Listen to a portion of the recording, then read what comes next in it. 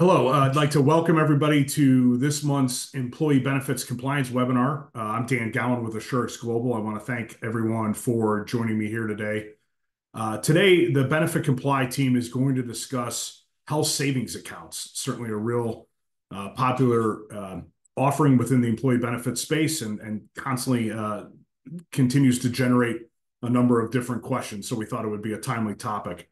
Before we get into today's content, we'd like to start with a polling question, actually on the topic of health savings accounts.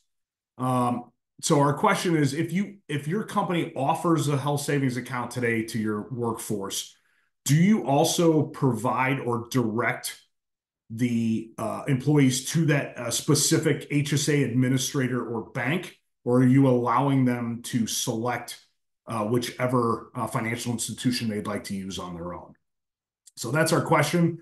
And while I give you a couple of minutes or a minute or so to submit your responses, I'll cover a couple of other items. First, we want to thank all of the benefit brokers, advisors, and consultants who are partners of AssurexGlobal and help make today's webinar possible. As always, we welcome your questions today. If you have any of them during the time of the presentation, please submit them using the Q&A function at the bottom of your screen. And what I would ask is, if you have questions, please try to make sure that they're a little bit more general in nature. Sometimes we get questions that are very, very specific around a real odd individual circumstance, and we just won't have the time to be able to address those. So please try to make them a little bit more topical in nature. A link to the presentation slides will be available in the chat section at the bottom of your screen after I finish my opening comments. And lastly, we record these sessions. A link to the recording as well as a copy of the presentation slides will be available to you early next week from the benefit advisor who invited you here today. So with that, let's go ahead and close the poll. And let's see, how are we looking here? So the vast majority of you are directing your employees to a specific bank or administrator. So, okay, great knowledge. Thank you very much. Appreciate your participation in those polls. So with that, I'm going to welcome our presenters today. Joining us from Benefit Comply, we have David Flotten, who's senior consultant, and Amanda Olin, who is a consultant, both with Benefit Comply. With that, David, I'll turn it over to you. Hey, thanks a lot, Dan. Hey, good afternoon, everybody. So Dan said we're going to be talking HSAs today. We figure probably most people know the basics of HSAs. So what we kind of styled this as is tips and tricks. We're going to run through some fairly common scenarios that we get questions about all the time. That's going to kind of incorporate a bunch of different issues.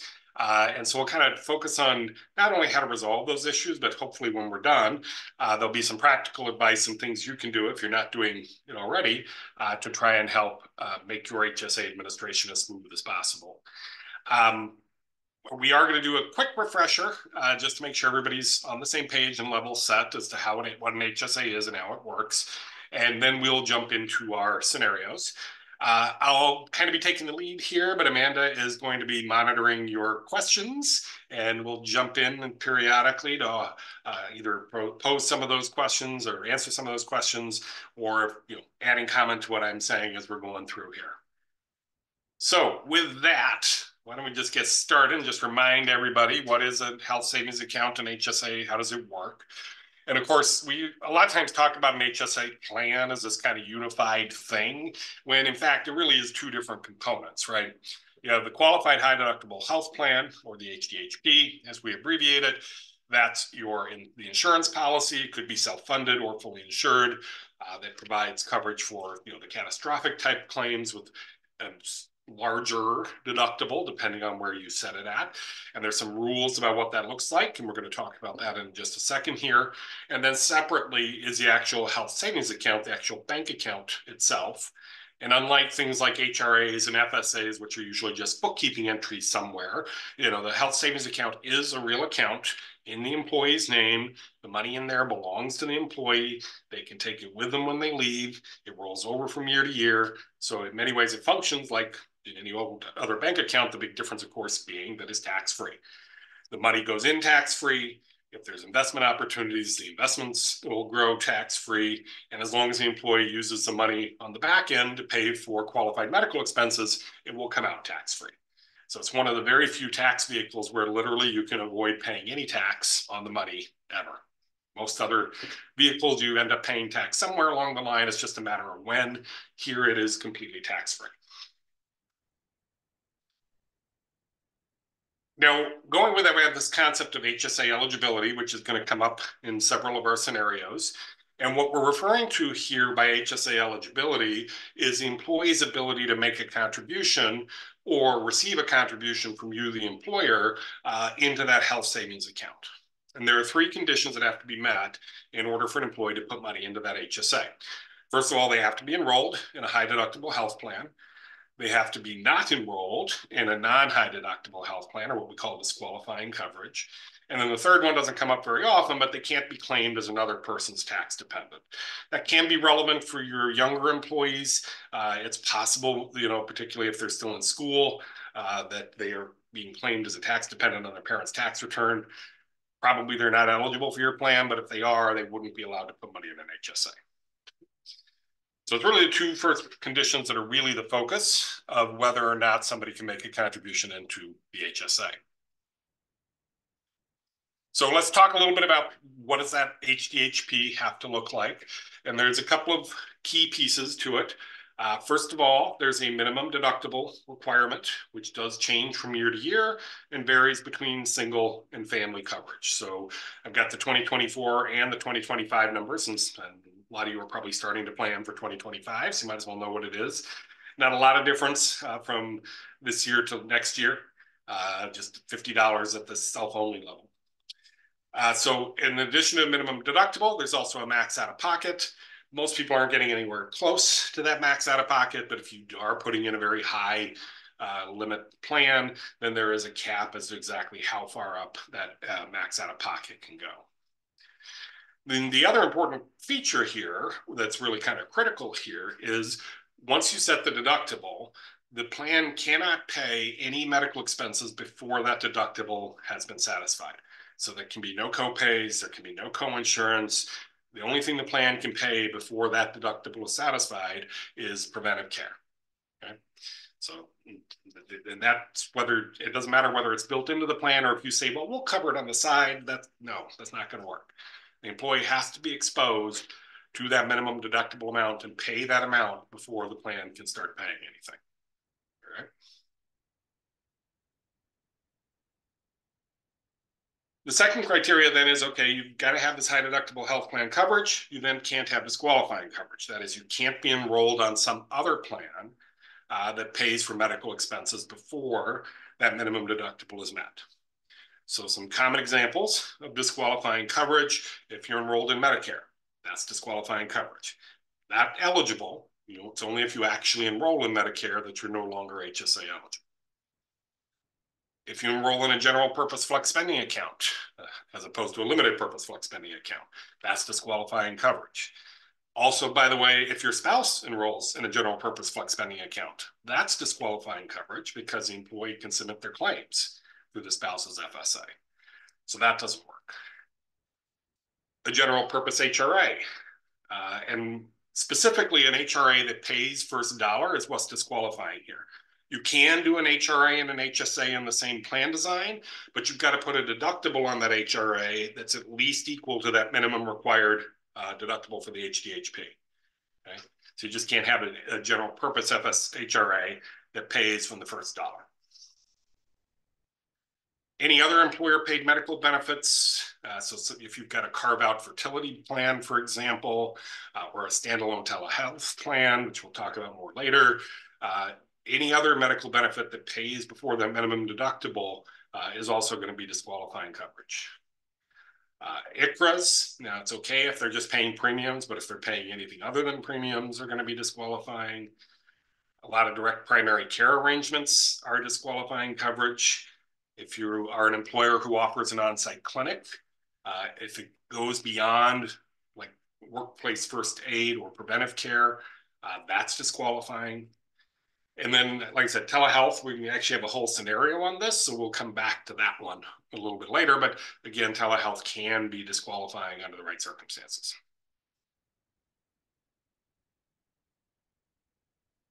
So if I get through my little funnel there of I'm HSA eligible, I'm allowed to put money into the HSA. And there's a limit, of course, as to how much you can put in. We've got the 2024 and 2025 numbers on there. Again, it depends on if you've got single or family HDHP coverage, how much you can go in. And one thing to keep in mind, as far as the IRS is concerned, anything that's not single coverage is family coverage. So it doesn't matter if you have 3 or 4 tiers, that's all family coverage as far as the IRS is concerned. Now, we talk about these numbers as an annual number, but the reality is they're actually monthly. And so the way we approach this is you look on the first day of each calendar month and you ask, is the employee HSA eligible on that day? And if so, they're allowed to make 1/12 of the annual contribution for that month. Now, we're going to say this several times. This is an amount issue, not a when issue. In other words, we add up all those 1/12 fractions at the end of the year, and that's the total annual contribution. But the employee can make that contribution at any time in the year, and in fact, up until April 15th of the following year. And I got an example on the next slide to kind of explain that a little bit. But the other thing that I'll just mention then too here is if you've got an account holder who is it's 55 or older, they can, on top of those normal annual contribution limits, also contribute an additional $1,000 into their HSA. So just to kind of illustrate how this monthly thing works. So we've got an individual who's enrolled in single HDHP coverage. They established their HSA January 1st, 2024, but then they enroll in Medicare, and as a result, they become ineligible to contribute to the HSA effective August 1st of 2024. So in other words, they are HSA eligible for 7 months in 2024, right? So 2 questions. How much can this employee contribute to their HSA? Well, they were HSA eligible 7 months out of the year. So what we do is we take 7/12 of whatever amount the employee could otherwise normally contribute. And in this case, what they could otherwise normally contribute for the whole year would be the $4,150 for the single HDHP coverage, plus $1,000 catch-up. So we add those together, multiply by 7/12. This employee can contribute up to $3,004.17 in 2024. And no, there's no front loading. There's no getting around this by let me put all the money in before August. Doesn't work. That's the annual contribution limit. Which gets to the second question, which is the timing issue. When can this employee make those? To David, we've got a lot of questions about that. Okay. Yeah. So there's a question here: if an employee becomes eligible in the middle of the year because they weren't hired until the middle of the year, right? Can they only make 7/12? And the general answer is yes, right? We're still looking at this monthly rule. There is a more complicated answer for someone who wants to ensure that they stay HSA eligible for an entire another year. Typically, it's not even really worth bringing up. If someone wants to hear an explanation of it at the end, I would be happy to do that. Sorry. Yep. Keep on going. Thank you. Yep. Yeah, so I think all of our examples, we have HSA eligibility ending in the middle of the year, and this prorating is going to apply. But yeah, Amanda's correct. If it's the other way around, if somebody gains HSA eligibility in the middle of the year, there is a way around this, but it comes with baggage. So just keep that in mind. So like I said, the other question then is when can these contributions be made? And again, we'll keep saying it, this is not a timing issue, it's an amount issue. So in other words, the employee does not have to stop contributing on August 1st, 2024. They can in fact continue to contribute until April 15th of 2025, as long as they stay below that prorated number, okay? As long as they're below that $3,417. Now, a lot of employers will shut off any payroll contributions after August 1st, and we got in this scenario that's going to deal with that. But again, it's not so much as to when they can contribute, it's how much they can contribute.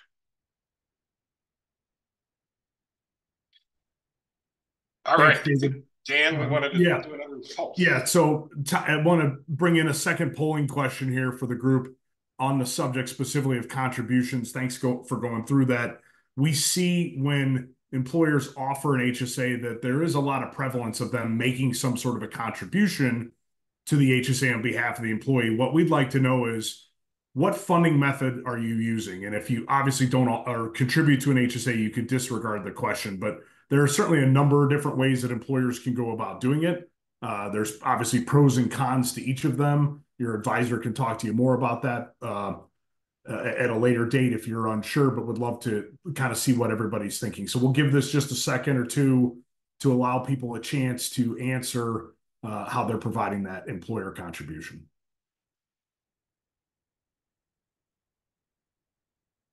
Still got a couple results trickling in here, so we'll give it another couple of seconds.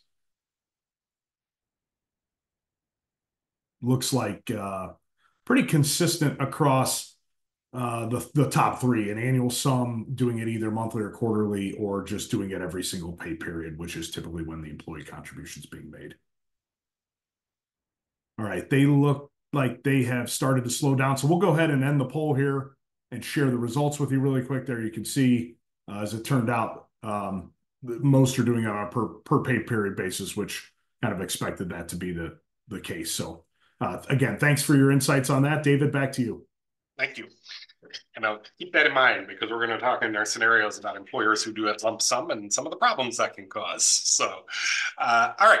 So like I said, we're going to run through some scenarios that kind of are going to illustrate some key points. So we'll set up the scenario, talk about what the issues are, and then we'll come up with some resolutions, some action items for employers to actually deal with some of those issues. All right. So let's start with this first one. In 2024, Arcana Inc. offers an HDHP with a single deductible of $3,200 and a family deductible of $6,400, but it also has an embedded individual deductible of $3,200.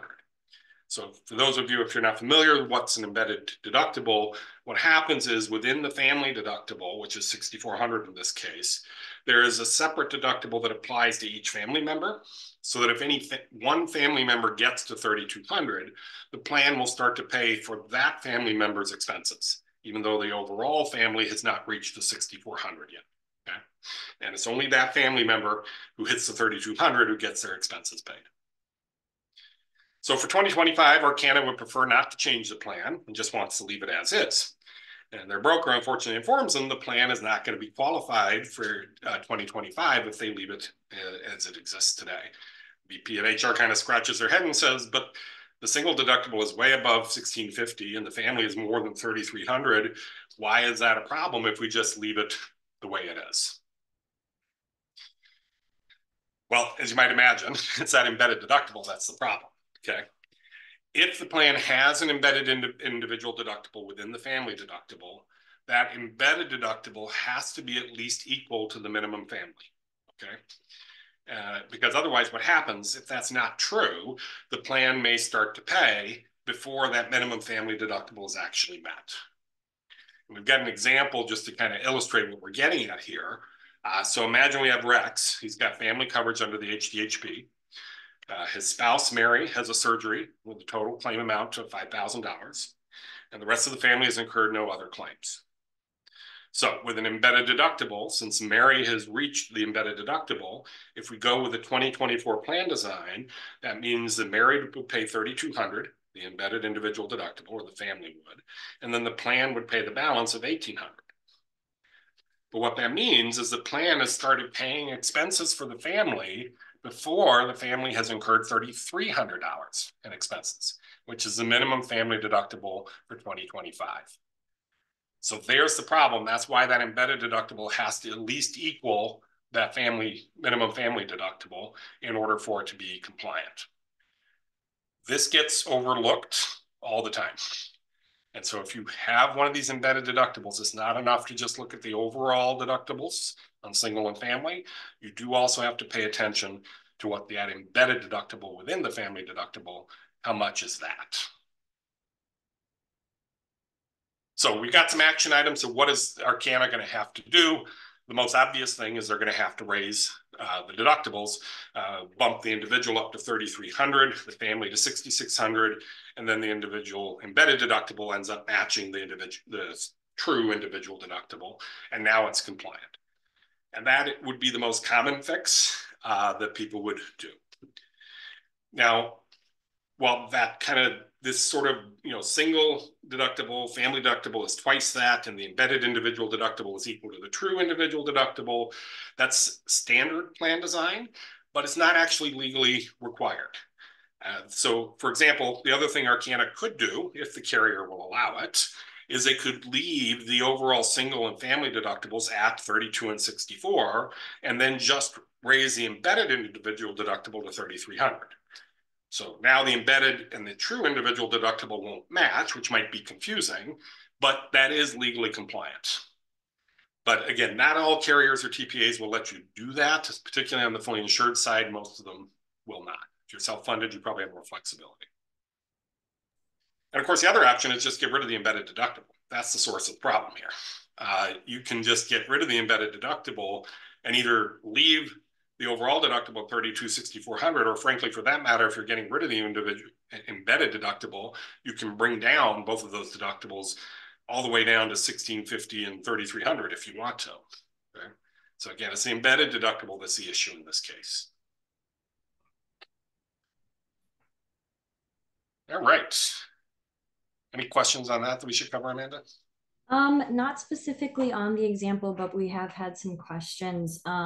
So for example, there was a question about, we have an employer that does in general have a high deductible, but there are 3 co-pays applicable to that per year before the deductible kicks in. Would that still qualify as a high deductible health plan? We've seen this in a few different kind of flavors. And it's just, everything is supposed to be, subject to the deductible before the plan starts paying, other than preventive, right? So let's see. And then just want to clarify. So the answer is no, that does right, not. Exactly. So no. Right. Yeah, no. If there's any co-pays before the deductible kicks in, that's not going to work. And to clarify also, if an employee's enrolled in your high deductible health plan and that's it, not enrolled in your FSA, but their spouse has a general purpose FSA under which they can submit your employees' claims, right? Their medical expenses, that makes your employee ineligible for an HSA. We have a few different questions about that in different flavors. And yeah, that one is missed all the time. So just wanted to clarify that again. But now keep in mind, because that's outside, we'll come to this in a scenario that we're coming up. That's not your issue. It's the employee's issue. Your job, if you will, is to educate them about it, but that's it. Yeah. All right, I promised we'd talk about telehealth, so let's move on to that. In 2024, New World offers a dual choice plan with an HMO and an HDHP option. And both plans have a telehealth component. And I don't care, by the way, whether this telehealth is built into the plan from the carrier or the TPA, or it's a standalone thing you purchased yourself separately. Either way, the outcome is going to be the same. Okay. Like most telehealth plans, the employees pay no copay, deductible, or any other cost sharing to access the telehealth service. When they call up, it's included, it's covered. So while meeting with their broker for their 2025 renewal, the broker says, well, we're going to have to decide what you want to do with the telehealth service for those employees who choose the HDHP option in 2025. And the benefit manager asks, well, what do you mean? We've been doing this way for years now. What's the problem? Well, here's the problem. Under normal circumstances, a telehealth plan that has no cost sharing is disqualifying non-HDHP coverage. The employees are receiving medical care before the minimum deductible has been met. And that's disqualifying non-HDHP coverage. Employees covered by that telehealth plan would not be eligible to make HSA contributions. Currently, we are operating under some temporary relief that Congress passed during the pandemic. They wanted people to use telehealth services, obviously, during the pandemic. So one way they tried to encourage that is they said, fine, temporarily, you can have a telehealth without any cost sharing. It can be first dollar coverage, and it won't affect HSA eligibility. Now, this relief has been extended a couple of times, but as of right now, this relief is going to end at the end of the 2024 plan year. So when your plan renews for 2025, that telehealth coverage is going to be disqualifying again. The way you have to get around that is you have to charge those employees who have an HSA plan, you have to charge them what we call a fair market value, or an FMV fee, each time they access the telehealth service. Please don't call it a copay. It's not a copay. You're not allowed to have copays. What this is meant to represent is the fair, what would the employee have to pay to get the medical care they're getting from the telehealth service out in the marketplace. Now, realistically, there's no bright line how to do this. We see numbers all over the map. You know, a lot of the large standalone telehealth services, when they do this, it's like $40-50 a call, something like that. I've seen people try to go as low as $5, and I'm like, well, just hope you're not audited, because that's not going to hold up. But you know, you're at least doing something, so I'll give you credit for that. But that is the idea, is that starting with a 2025 plan year, there has to be a fee every time somebody calls a telehealth service. Now, there are bills in Congress, either to extend this temporary relief or even make it permanent. But unfortunately, right now, because of politics, they're not going anywhere. So right now, we can't say for sure that we're going to be able to continue to do this. But I will say the last time this was set to expire, they waited till almost literally the last minute. It was set to expire January 1st, and on December 29th, 2022, they extended it. So unfortunately, you know, there's likely a very similar scenario that's going to happen here. We're not going to know until very near the end of the year, if at all, that it's going to be extended. So we kind of have to plan in the meantime that it's not, and we're going to have to do something about that telehealth service for the HSA, the people in the HSA plan. Okay. So what are the options? Well, one is you're going to have to plan on implementing that FMV fee.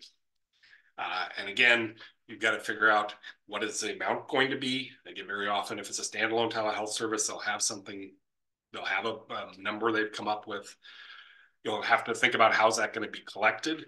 You know, is it something this employee going to have to give a credit card when they call into the telehealth service, or how's that going to work?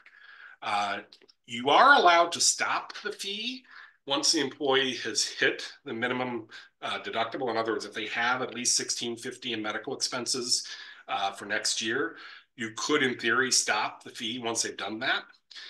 But the problem is, who's going to check that? How's that going to actually work logistically? Who's going to monitor to make sure, oh, you're above $1,650, so David, you don't have to pay anymore when you call telehealth? You know, in particular, if you're using an outside vendor, they're probably not going to be willing to do that. So that may not really be a practical answer. Yeah, and there's a question kind of to that extent: who are the high deductible health plan enrollees paying this fair market value fee to? So yeah, that's the question, right? Is it coming out of their paychecks on a post-tax basis to this outside vendor? Or is it going to be a more individual thing? So that's another thing you have to think about. Mm-hmm. Yeah. In some cases, you're right. Some cases you're paying the vendor. In other cases, it may be going into the plan itself. So that's another factor. There's a lot of logistics we have to kind of jump through if you're going to make this work. Which, of course, may lead you to the second option, which is just to not offer telehealth to the people enrolled on the HDHP. Probably not going to be a very popular option, but that, at least in theory, solves that problem. You can always roll the dice, don't implement it, and just hope Congress is going to extend it. And, you know, it's not a bad bet, but you're going to be scrambling if you lose that bet. Or probably the most practical is the last one, which is plan for the assumption you're going to have to start charging this FMV fee. And then if Congress does extend the relief, then you can tell everybody we'll waive it. But at least for now, we have to kind of plan on and proceed on the assumption we're going to have to start charging this, and we'll make it go away if the law changes last minute.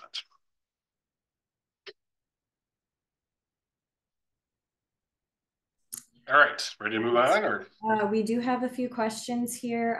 We had some questions come in about just how it works if you have a high deductible health plan that is not a calendar year plan year. So the applicable minimum deductibles and maximum out of pockets and everything like that would make it a qualified high deductible health plan will be for the year in which the plan year starts. And so that's how you would, so for a plan year starting in 2024, you would use the 2024 minimum deductible numbers and have it go through the entire 12 months after that. It's important to note if you have short plan years, then that means that you need to be making sure that that reflects it in the minimum deductible.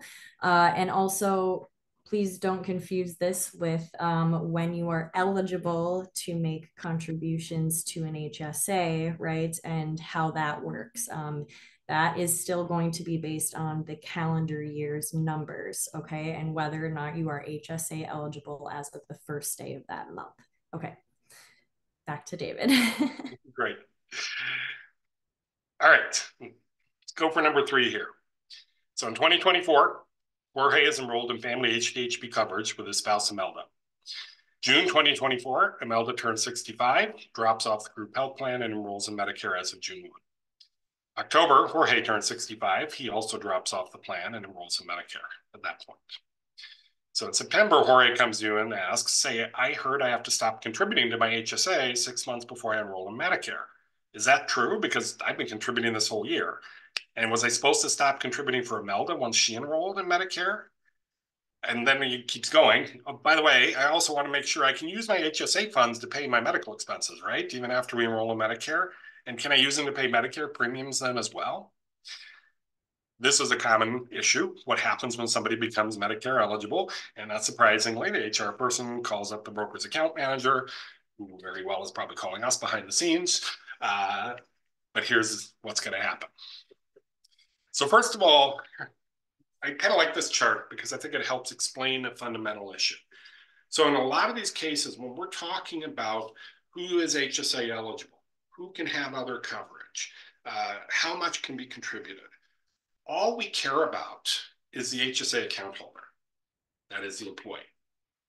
It makes no difference if the spouse is HSA eligible, if the spouse has other coverage through Medicare or somewhere else. That will not affect the employee's ability to contribute to the HSA, nor does it affect how much they can contribute. All that matters is the employee themselves HSA eligible, and do they have single or family HDHP coverage, and how old are they? Okay. So we're always focused on the account holder when we're answering these questions. And so the net effect here is you can see a couple of different things. First of all, it's only entitlement that is actually enrolling in Medicare that cuts off the employee's HSA eligibility. Unfortunately, in the Medicare world, we talk eligible and entitled. Entitled means actually enrolled, not, even though it sounds like that means eligible, it doesn't. Okay? So it's only actually enrolling in Medicare that cuts off somebody's HSA eligibility. But again, also notice that it's only Jorge, the employee enrolling in Medicare, that cuts off their eligibility. The spouse enrolling in Medicare has no effect on the employee's eligibility to contribute. It won't, nor does it directly affect how much they can contribute. It may indirectly impact it, as we're going to see here in just a second. But again, it doesn't matter that Imelda enrolled in Medicare first. Jorge can still keep contributing until he actually enrolls in Medicare himself. Okay. Again, we'll repeat it again. Eligibility to make HSA contributions is not a timing issue. It's not a question of when the contributions can be made. It's about how much can be contributed. So in other words, what happens is when Jorge does enroll in Medicare, the amount he can contribute to his HSA is going to be reduced. Okay? The other thing, so where is this 6 months thing that Jorge's talking about? Because he's not wrong. There is advice out there, even including from Medicare itself, who will tell you to stop contributing to an HSA 6 months before you enroll in Medicare. Well, this has to do with the way Medicare works. If you sign up for Medicare at age 65, so when you're first eligible, then your Medicare coverage is going to be effective that month you turn 65. Okay? And that's when your ineligibility starts for HSA purposes. But if you delay enrolling in Medicare past your 65th birthday, then when you finally do enroll, your Medicare coverage is going to be retroactive 6 months in the past. It won't go earlier than your 65th birthday, but it will go backwards 6 months. Well, that also means you are retroactively HSA ineligible, okay? Which is confusing, but nevertheless, that is the way it works. And that is also the source of the advice to stop contributing 6 months before you enroll in Medicare. it's a shorthand way of saying the amount you can put into that HSA is going to be reduced. But again, it's not a timing issue, it's an amount issue.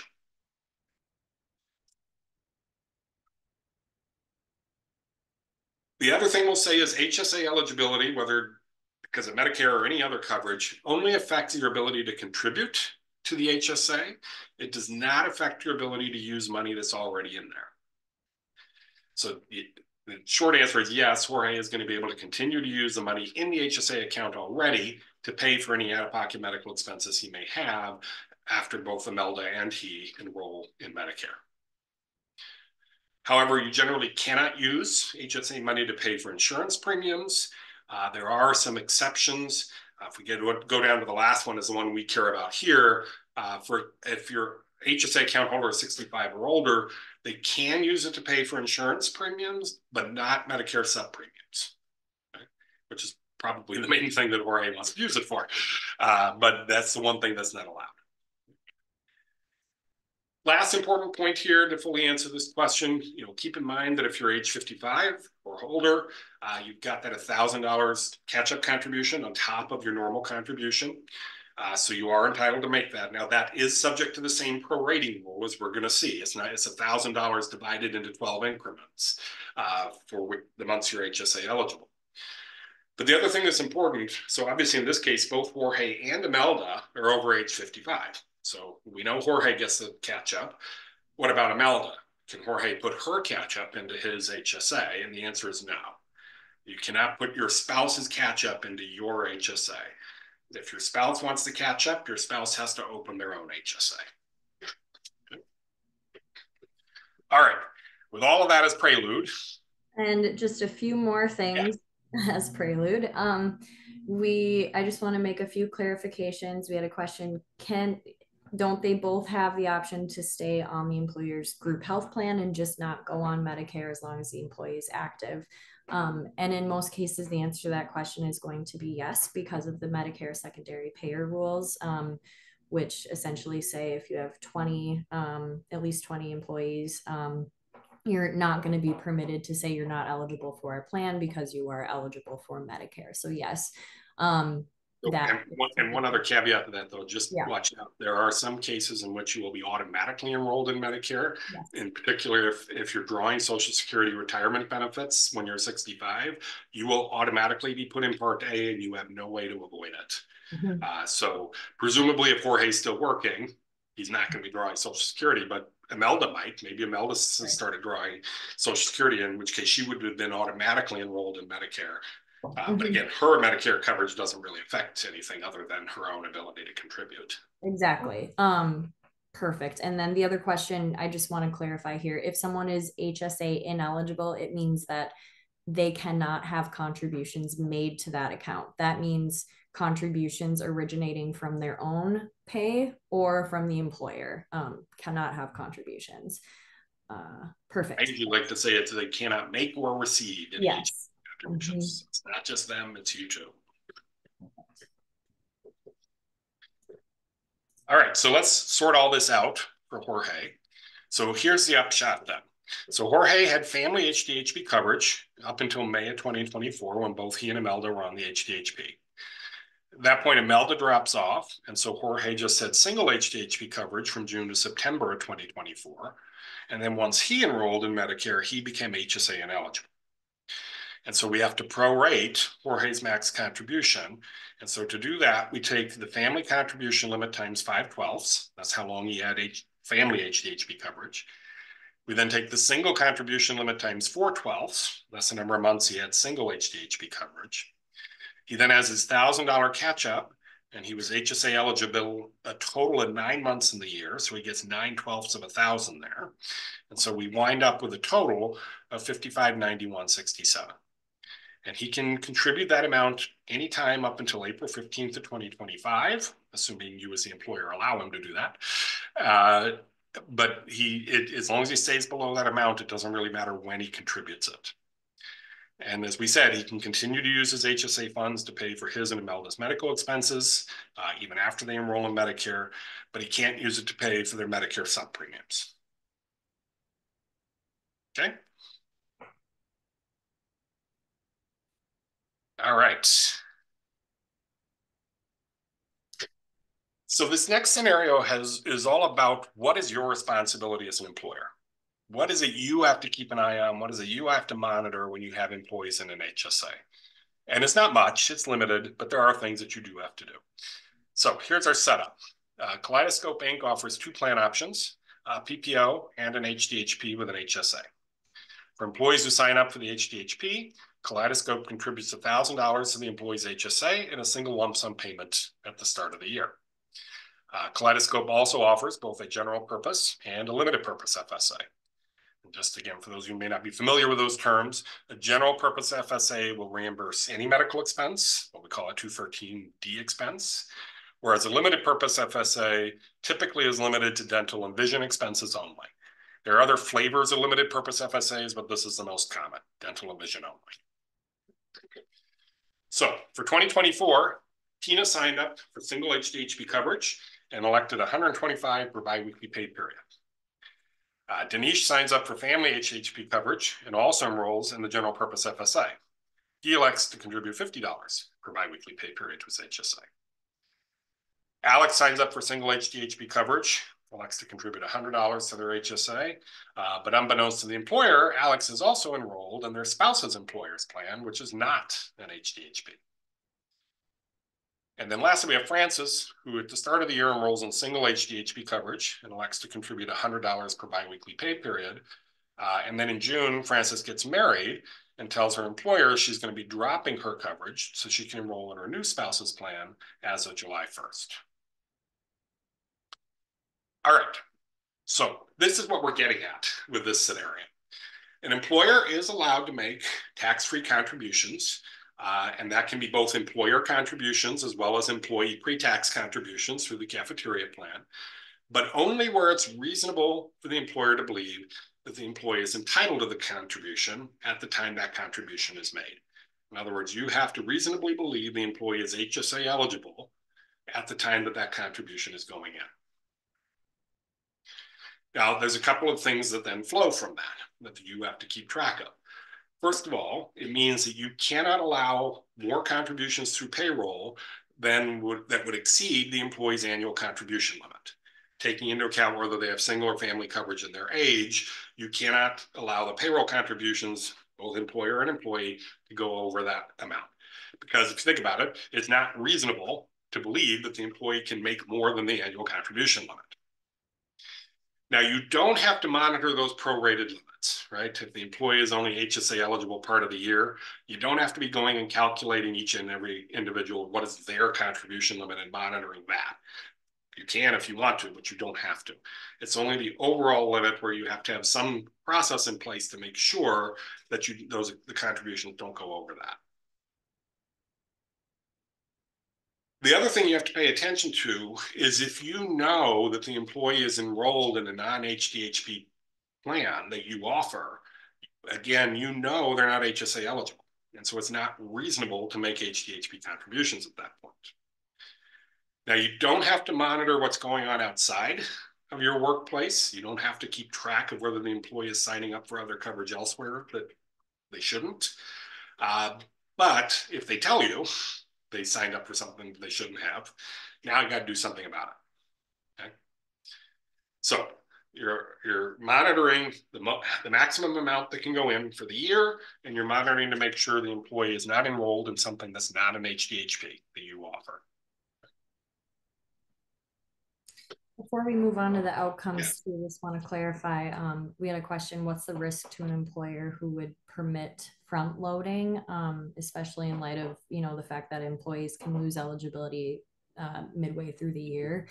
Again, you can permit it, and employees actually should be able to change their HSA elections at least once a month. So it's up to them to know that if they have made a mistake, they should change their elections or ask for a curative distribution. But I guess I would say at the end of the day, the risk is that you're just going to have to help the employee clean up the mess just because they're going to come to you asking for help, not because you're necessarily expected to have prevented it, but you know, just at the end of the day, it might make things harder for you.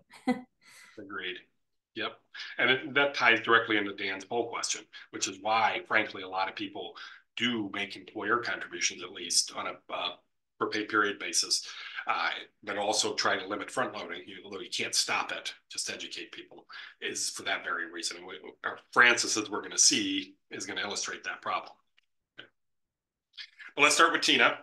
So Tina had $125 per biweekly pay period election amount, but you have to remember there's also that $1,000 employer contribution going in.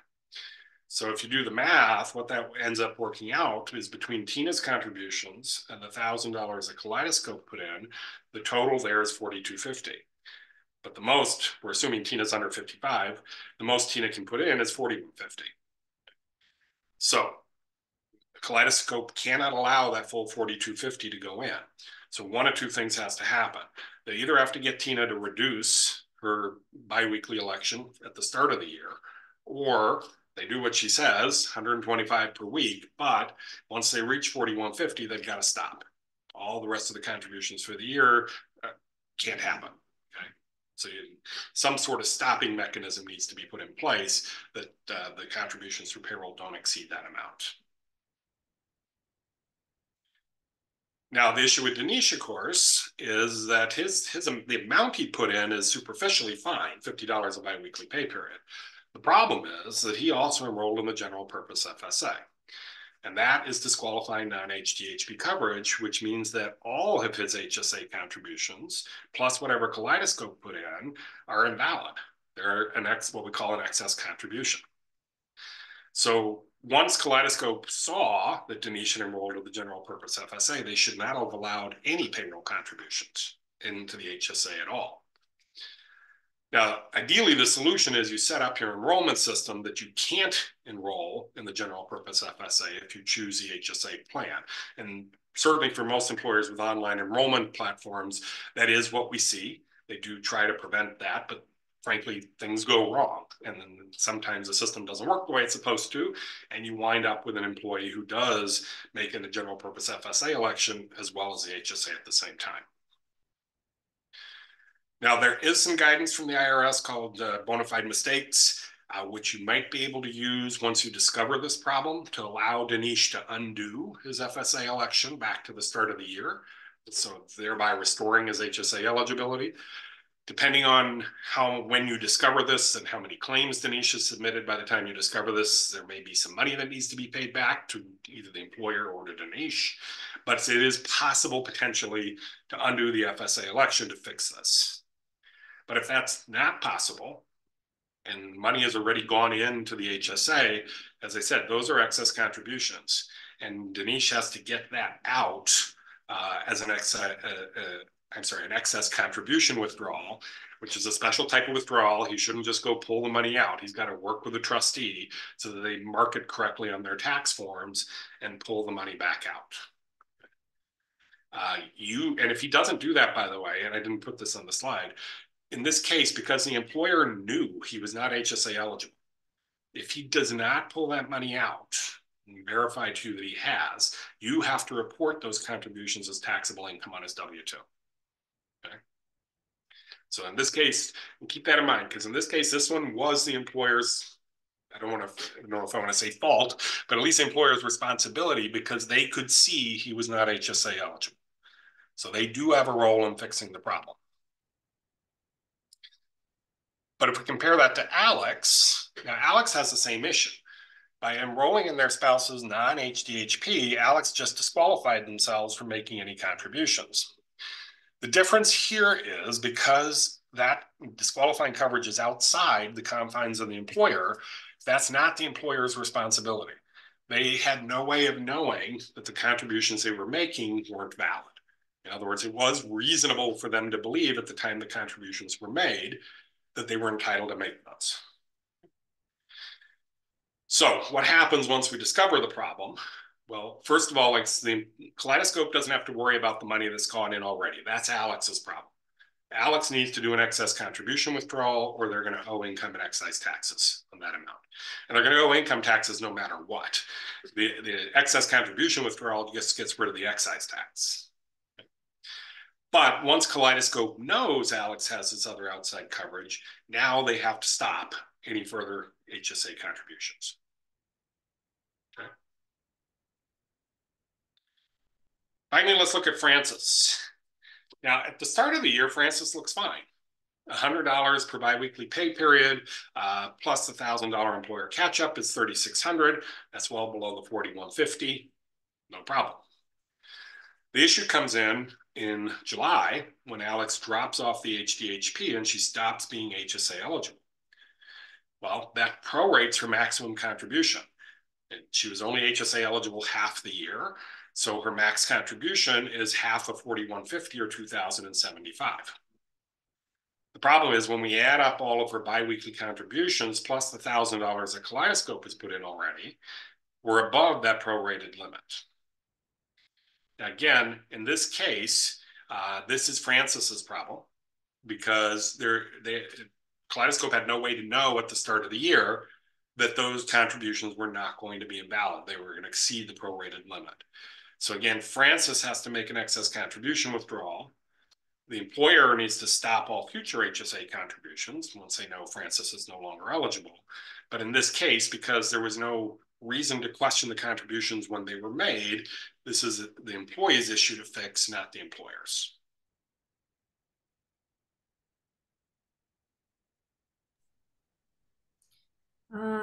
I think before we move on to the scenario, I'll quickly cover just a few questions that we're getting. I just want to clarify a little bit how it works with spouses. A couple things about spouses. So first of all, questions about the maximum contribution limit for spouses who are both enrolled in a high deductible health plan. Okay. If they're both enrolled in a high deductible health plan and one of the spouses is enrolled in family coverage, then the spouses are going to share that family maximum between the two of them. They can decide to share that maximum in any way that they wanted to. One spouse could contribute the entire family maximum, the other could contribute zero, with the caveat that anyone who is eligible for a catch-up contribution, excuse me, after the age of 55 must contribute their own, okay? So you can't contribute your spouse's catch-up contribution. Also, to clarify, the accounts are individually owned. So you're not going to be able to set up a family HSA account. If you have a spouse who is eligible for an HSA, because they are covered through and they would like to set up an account, I think some employers do permit them to do that, but I think it's kind of rare. But they wouldn't be able to make contributions to your account. Okay, thanks. Having worked for a bank, the other thing that can get confusing, the bank may give the spouse access, like they'll give them a debit card, for example, to use. So the spouse will have access to the account. But as Amanda said, the spouse is not an owner on the account. There's no such thing as a joint HSA. And again, going back to what we said before, all that matters is the account holder. That is, it's the employee that matters. The spouse may have access to the money, but it's not the spouse's account. Okay. Okay, last scenario. Malik enrolls in NetGala's HSA plan for the first time during open enrollment. So he wasn't on the plan before. He's now going to enroll and he needs to set up his HSA. So he elects to put money in. And of course, and again, there's a $1,000 employer contribution, which is normally deposited at the end of January. Now, Malik gets instructions on how to open his HSA with the trustee, that is with the bank, but he's late turning in the paperwork. And then the trustee contacts him saying we need additional information, and he's not quick to respond to that either. And as a result, NetGala is unable to deposit the contributions deducted from Malik's checks in January, and the account is still not open by the time they're ready to put their money in at the end of January. So now they've got this money sitting there that's supposed to be in Malik's account and nowhere to put it. And so the payroll manager calls her broker and says, what am I supposed to do with these contributions when there is no account open? So here's the first thing. You as an employer, you're not obligated to make an HSA contribution to an account that does not exist. What you've promised is an HSA contribution. Without an HSA account, there can be no HSA contribution. It's as simple as that. So if the employee doesn't have the account open, you are not obligated to make your contribution. The employee contributions can be problematic. It is a problem under both federal law and almost certainly state payroll law for you to take a deduction for benefits and then not use that deduction to actually provide those benefits. That is, in this case, to put it into an HSA. So holding on to employee deductions when there's nowhere to put it is a bad idea. Ideally, we avoid it. And if we can't avoid it, we fix it as soon as we can. So here's what we recommend.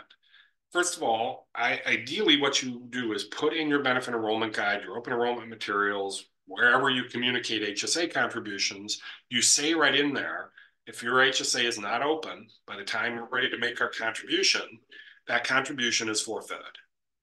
And you don't have to make it up later if the employee finally gets around to opening the account. And you can always make an exception. You know, I've set this scenario up that Malik is the one at fault here, but there are times when it's not the employee's fault. It's something on the bank's end, or there's some other process reason that the employee can't get it open on time. You can always make an exception and make your contribution later if it really is the employee's fault, not the employee's fault that the account wasn't open. But again, you have no obligation to make up any contributions that are missed because the account wasn't there. Now, as for the employee contributions, ideally, you just don't make the deduction if the account isn't open. And I know some employers, they have it set up within their payroll system that the payroll system can check to make sure there's an account before a deduction is even made. And if there's no account, no deduction. That's the ideal. If that means the employee misses some contributions, as Amanda alluded to earlier, employees can change their HSA elections anytime they want during the year. So if they miss a few at the beginning of the year while they're sorting out getting the account open, they can just increase their contributions later on to make up for it. Okay. And if, as in this case, there are deductions that are made before you discover the account isn't open yet, you want to return those as soon as you can. Again, don't hold on to them. I've answered questions where people, well, we've been deducting this for 8 months, and now what do we do? Don't do that. Once you discover there's nowhere to put the money, return those deductions back to the employee. They're going to have to go back to the employee as taxable wages. So it's going to have to be run through payroll. And then obviously stop any future contributions until you get confirmation that the account is actually open.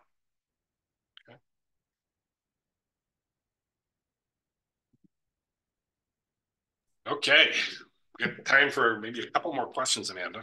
Yeah, we've got quite a few. So wanted to first kind of echo what Dan said at the beginning. We have a lot of questions here that are about very specific dates, plan years, things like that. We do our best to try to make it so that everyone can get their questions answered, but sometimes we're just not going to be able to, as we don't have enough really information about the scenario, right, to give the answer. So what I'm going to do now is kind of try to pick up on a few different themes I'm seeing here. So first of all, HSA eligible expenses is one. We have whether or not fitness equipment or fitness club memberships would be admissible as an HSA expense. Typically, we're thinking of Section 213D stuff is what we kind of refer to it, like fix the body, right? General kind of health and wellness is not typically going to be reimbursable, but if it's for something like treating some kind of, sometimes there's physical therapy, things like that, that would be an exception to that. Let's see, we're also getting questions about on-site health clinics in comparison to that whole telemedicine conversation that we had, and whether or not that would be considered disqualifying other coverage. Typically they would be. You know, if it's an on-site health clinic that maybe keeps things to first aid care, you might be able to argue that it wouldn't be, but typically, yes, an on-site health clinic would be considered disqualifying other coverage if they're not getting just preventive care, or if they're not paying the fair market value of that coverage. I was going to say, yeah, you can do the FMV trick with an on-site clinic, and that will fix the problem as well. Yeah. Yep. Let's see. Any other here that we've got about a minute.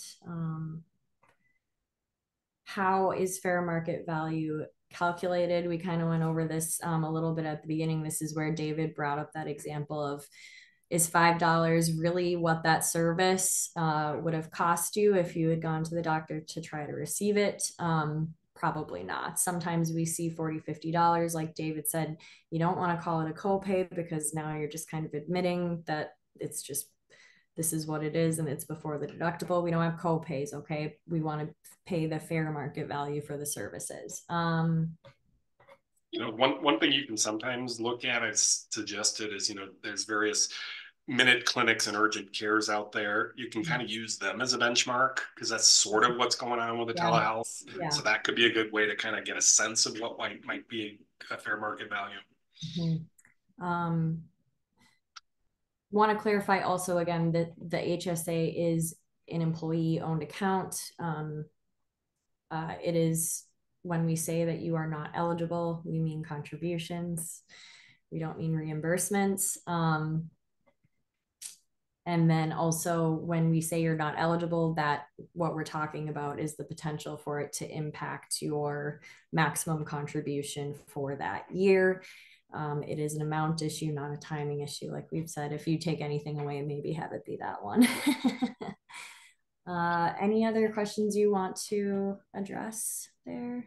Yeah, I mean, there's plenty out there. You know, if we didn't get to yours, we apologize. You'd submit the question to your broker, and they should be able to work to help you get an answer. So, yeah, we did have a ton of questions here today, which is good. We appreciate that. It's nice to have people interacting. But hopefully we at least got you some useful information here. Dan, I think, did post the link for the slides if you want to download those in the chat window. Yep. Otherwise, I think we're all, that's it for this afternoon. We'll be back next month. Any last words, Dan? Yeah, thanks, David and Amanda. As always, really appreciate all the content. To our attendees, we're glad you could join us today. Really appreciate that. Just a reminder, we did record the session. The link to the recording will be available early next week from the firm that invited you here today.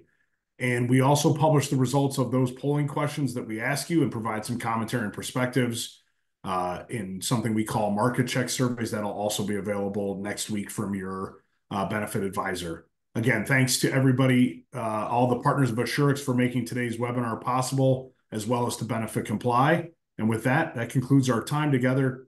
Thanks very much for joining us. Have a wonderful afternoon.